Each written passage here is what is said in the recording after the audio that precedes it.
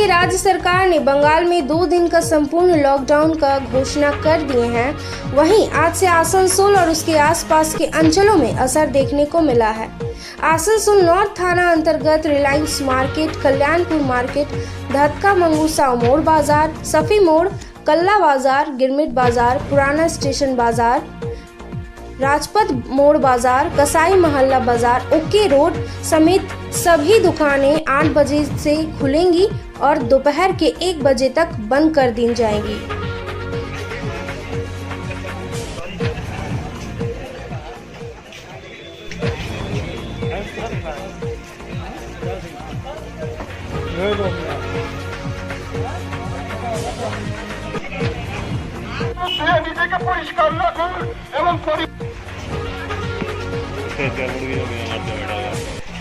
मजाक नहीं कर जल्दी रहने कराइए भैया। आप कहने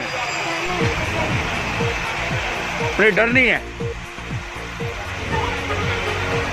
मुझे डर नहीं है। तो बार बार सरकार भी अपील कर रही है, प्रशासन भी अपील कर रहा है, लेकिन आप पहन नहीं रहे क्यों?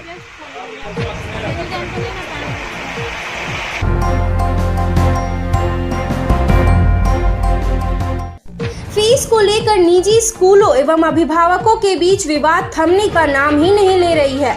फीस कम करने की मांग पर अभिभावकों ने स्कूल के सामने भी विरोध प्रदर्शन किया। इस मुद्दे को लेकर कोलकाता हाई कोर्ट में एक याचिका दायर की गई। मंगलवार को इस मामले पर हाईकोर्ट ने अपनी राय दी। हाईकोर्ट ने अपनी राय में सभी अभिभावकों को 15 अगस्त तक बकाया फीस का लगभग 80% हिस्सा चुकाने को कहा है। ज्ञात हो कि कोरोना से मुकाबले के लिए गत मार्च से देशव्यापी लॉकडाउन हुआ था। इस दौरान आर्थिक समस्या के कारण अभिभावकों ने मांग की थी कि लॉकडाउन की समय अवधि के दौरान केवल ट्यूशन फीस को छोड़कर बाकी अन्य सभी सेवाओं के लिए वसूले जाने वाले रुपयों को माफ कर दिया जाए। इस बात को लेकर जगह जगह अभिभावकों द्वारा विरोध प्रदर्शन की भी खबरें सामने आई थी, जिसके बाद अदालत में याचिका दायर हुई थी। मंगलवार को कलकत्ता हाई कोर्ट में न्यायाधीश संजीव बंदोपाध्याय एवं मौसमी भट्टाचार्य की खंडपीठ ने अभिभावकों की फीस माफ करने की याचिका को खारिज कर दिया।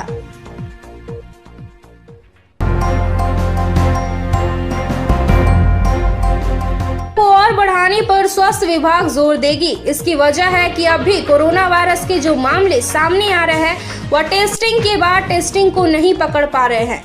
अब भी काफी लोगों को टेस्टिंग को लेकर हैरानी का सामना करना पड़ रहा है। आलम यह है कि समय पर काफी लोग टेस्ट नहीं करवा पा रहे हैं। साथ ही साथ टेस्टिंग की रिपोर्ट आने में समय लग जा रही है। एक दिन में अब तक 13,471 टेस्ट हो रहे हैं। आगामी दिनों में एक दिन में 25,000 टेस्टिंग भी की जाएगी।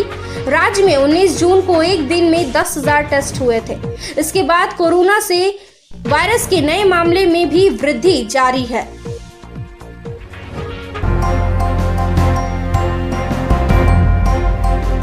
मुख्यमंत्री ममता बनर्जी ने भाजपा नीत राजग सरकार पर आरोप लगाया कि वह केंद्र एजेंसियों एवं धन बल का इस्तेमाल करके विपक्ष शासित राज्यों की चुनी हुई सरकारों को गिराने के प्रयास के लिए साजिश रच रही है। बनर्जी शहीद दिवस पर तृणमूल कांग्रेस की एक ऑनलाइन रैली को संबोधित कर रही थी। उन्होंने परोक्ष तौर पर भाजपा की ओर से इशारा करते हुए घोषणा की कि पश्चिम बंगाल बाहरी नहीं बल्कि उनके अपने लोगों द्वारा शासित किया जाता है।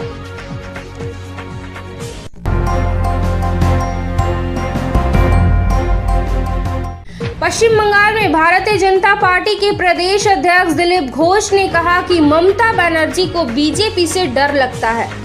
दिलीप घोष ने यहां तक यह भी कह दिया कि अगले साल ममता बनर्जी एक बार फिर से पश्चिम बंगाल की मुख्यमंत्री की शपथ नहीं ले पाएगी।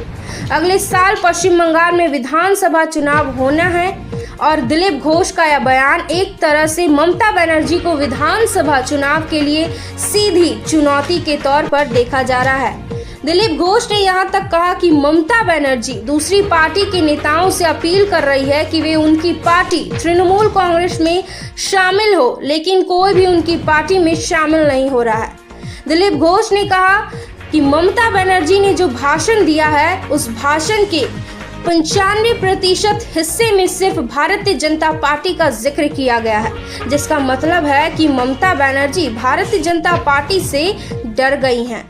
आपको बता दें कि पश्चिम बंगाल की सीएम ममता बनर्जी ने मंगलवार को भाजपा नीति रजक सरकार पर बड़ा हमला बोला है।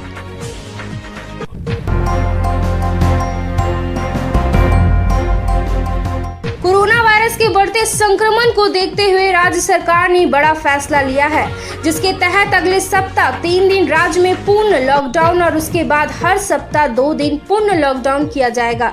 राज्य सरकार का यह भी कहना है कि राज्य के कुछ जगहों में कम्युनिटी ट्रांसमिशन शुरू हो चुका है। इसके अलावा कोरोना के मामले कम से कम सप्ताह में 2 दिन पूर्ण लॉकडाउन जरूरी हो गया है। आखिर किस तरह बंगाल में मामले लगातार बढ़ते गए और क्यों अब पूर्ण लॉकडाउन आवश्यक हो गया? पिछले मामलों पर गौर तलब करें तो इसका अंदाजा लगाया जा सकता है कि आखिर क्यों राज्य में पूर्ण लॉकडाउन जरूरी हो गया है।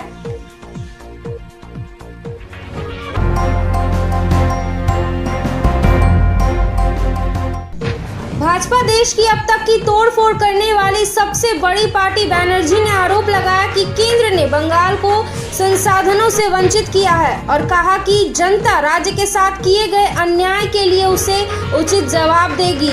उन्होंने कहा केंद्र सरकार द्वारा बंगाल की चुनी हुई सरकार को अस्थिर करने के लिए केंद्र एजेंसियों और धन बल का इस्तेमाल करने एक षड्यंत्र रचा जा रहा है।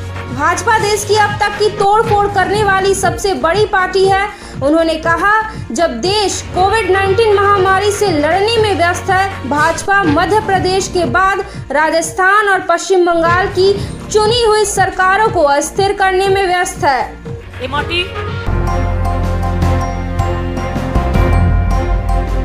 इस साल होने वाले पश्चिम बंगाल विधानसभा चुनाव और राज्य में जारी सियासी हिंसा के बीच मुख्यमंत्री ममता बनर्जी ने एक बार फिर से बीजेपी पर निशाना साधा है। बनर्जी का कहना है कि केंद्र सरकार ने यहां के लोगों को नजरअंदाज किया, इसलिए पश्चिम बंगाल के लोग उन्हें मुंह तोड़ जवाब देंगे। ममता ने यह भी कहा कि बीजेपी नीति एनडीए सरकार पर केंद्रीय एजेंसियों के बलबूते अपनी ताकत बढ़ाने और विपक्षी शासित राज्यों की चुनी हुई सरकारों को गिराने की साजिश रचने का आरोप लगाया। कानपुर गोलीबारी कांड का जिक्र करते हुए ममता ने यूपी सरकार पर हमला बोला है। उन्होंने कहा कि यूपी में हर तरफ जंगल राज कायम है। अलार्म यह है कि योगी सरकार ने मामले में सबूत तक मिटवा दिए हैं।